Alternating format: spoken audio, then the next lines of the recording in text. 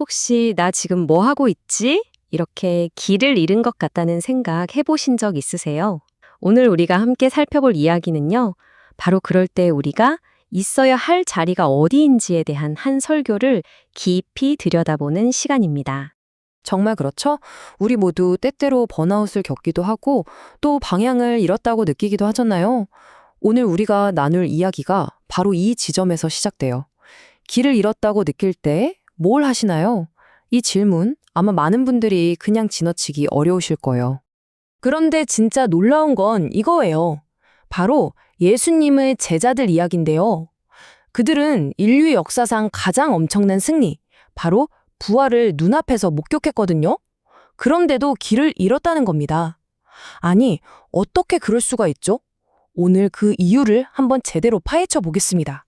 자, 첫 번째 이야기, 표류하는 사명입니다. 제가 아까 놀랍다고 말씀드렸죠? 제자들은요, 심지어 부활하신 예수님을 한 번도 아니고 두 번이나 만난 뒤였어요. 그런데도 왜 혼란에 빠졌을까요? 먼저 그들의 마음속으로 한번 들어가 보시죠. 이 설교는요, 제자들이 어디에 있었는가를 아주 중요하게 짚습니다. 원래 그들이 있어야 할 곳, 사명의 중심지는 예루살렘이었거든요. 그런데 그들은 거기 없었어요. 예루살렘을 떠나서 전혀 다른 의미를 가진 곳, 바로 디베랴 바다에 가 있었습니다. 자, 바로 이 지점이 정말 흥미로운데요. 설교는 이 두 장소를 아주 선명하게 대비시켜요. 한쪽은 갈릴리, 처음 예수님을 만나 부름받았던 그들의 영적인 시작점이죠. 다른 한쪽은 디베랴 바다. 이건 로마 황제의 이름을 딴 곳이에요. 말하자면 세상의 권력과 가치를 상징하는 거죠. 제자들의 내면적인 갈등이 이 장소의 대비를 통해 확 드러나는 겁니다. 그리고 이 모든 방황의 시작은 베드로의 이 한마디에서 비롯됩니다. 나는 물고기 잡으러 가노라. 이게 그냥 하는 말이 아니에요. 너무나 거대한 사명, 그리고 불확실한 미래 앞에서 그냥 가장 익숙하고 편했던 과거, 옛날 직업으로 돌아가 버리려는 그런 모습인 거죠. 자, 그럼 과거로 돌아가려는 이 결정, 과연 어떤 결과를 가져왔을까요? 두 번째 이야기, 빈 그물에서 바로 확인해 보시죠. 그러니까 이게 단순히 옛날 직업으로 돌아간 그런 차원의 문제가 아니었던 거예요. 이 설교에서는 이걸 아주 날카롭게 영적인 도피라고 표현합니다. 왜냐? 예수님을 배신했던 그 실패감, 그 죄책감, 그걸 잊고 싶어서 자신의 진짜 사명으로부터 도망치고 있었던 거죠. 그럼 그 결과는 어땠을까요? 바로 이 숫자입니다. 0. 아무것도 못 잡았어요. 아니, 평생을 어부로 살아온 베테랑들이잖아요. 그런데 밤새도록 그물질을 했는데 결과는 빈 그물. 완벽한 실패였습니다. 여기서 설교는 아주 강력한 역사적인 비유를 하나 끌어옵니다. 바로 구약의 사사기 이야기인데요. 자신의 자리를 버린 사람들에게 어떤 끔찍한 일이 일어나는지를 보여주면서 이야기의 판을 확 키웁니다. 그 예시가 바로 레위인입니다. 레위인이 누구냐면요. 당시 사회의 영적인 파수꾼, 도덕적인 나침반 같은 존재들이었어요. 율법을 가르치고 나라 전체를 영적으로 이끌어야 하는 아주 중요한 사명을 맡은 사람들이었죠. 그런데 이 레위인들이 어떻게 무너졌느냐, 딱 세 단계입니다. 첫째, 자기 자리를 버렸어요. 둘째, 개인의 이익, 그러니까 더 많은 돈과 편안한 삶을 좇았죠. 그 결과가 뭐였을까요? 바로 공동체 전체의 도덕적인 혼란, 그리고 결국엔 끔찍한 내전으로까지 이어집니다. 한 사람의 이탈을 공동체 전체를 무너뜨린 거죠. 자, 이 무서운 레위인들의 경고를 마음에 새기고 다시 제자들이 있던 그 칠흑 같은 밤바다로 돌아와 보겠습니다. 바로 그 절망의 순간, 이야기의 흐름을 완전히 뒤바꾸는 목소리가 들려오기 시작합니다. 해안가에 누군가 서 있었어요. 바로 예수님이셨죠. 하지만 제자들은 그를 알아보지 못해요. 그리고 그분이 제자들에게 아주 뼈아픈 질문을 하나 던지십니다. 얘들아, 너희에게 고기가 있느냐? 이 설교가 여기서 아주 중요한 언어 포인트를 하나 짚어주는데요. 예수님이 여기서 쓴 헬라어 단어가 프로스파기온이래요. 이게 그냥 피쉬, 물고기가 아니에요.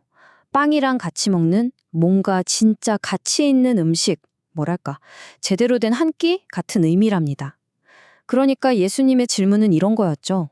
너희 밤새도록 애썼는데 뭐 진짜 가치 있는 것 좀 얻었니? 그리고 이어서 하신 이 한마디가 모든 걸 바꿔놓습니다. 그물을 배 오른편에 던져라. 그러면 잡을 것이다. 이건 더 이상 그들의 경험이나 노하우를 믿으라는 게 아니었어요. 그냥 이 한마디 말씀에 순종하라는 그런 부르심이었죠. 자, 이제 드디어 해결의 시간입니다. 5번째 이야기, 심판이 아닌 아침 식사. 그런데요, 여기서 설교는 아주 놀라운 이야기를 합니다. 방금 그 기적, 그 엄청나게 많이 잡힌 물고기가 사실 이 이야기의 진짜 주인공이 아니라는 거예요. 결과는 무려 153마리. 그물이 찢어질 정도였죠. 이건 밤새도록 했던 그들의 헛된 노력이 아니라 딱 한 번의 순종이 얼마나 엄청난 풍요를 가져오는지를 보여주는 상징적인 숫자였습니다. 하지만 설교는 단호하게 말합니다. 진짜 기적은 물속에 있었던 게 아니라 바로 저 해안가에 있었다고요. 자, 이제 우리의 시선을 이 엄청난 물고기 떼에서 예수님이 조용히 준비해 놓으신 더 따뜻한 장면으로 옮겨보죠. 바로 이 숯불입니다. 여러분 혹시 기억나세요? 베드로가 예수님을 3번이나 부인했던 그 장소, 바로 숯불 앞이었어요. 숯불은 베드로에게 가장 끔찍한 실패와 수치의 상징이었을 겁니다. 그런데 예수님은요, 바로 그 실패의 장소에 책망이 아니라 따뜻한 아침 식사를 준비해 놓으신 거예요. 수치의 상징을 은혜와 회복의 장소로 완전히 바꿔버리신 거죠.